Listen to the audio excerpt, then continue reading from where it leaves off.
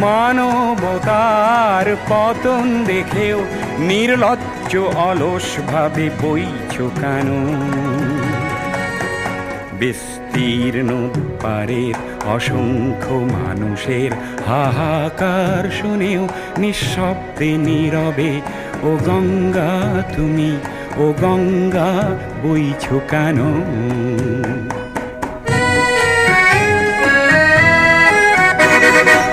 জ্ঞানবিহীন নিরক্ষরের খাদ্যবিহীন নাগরিকের নেতৃবিহীনতায় মৌন কেন?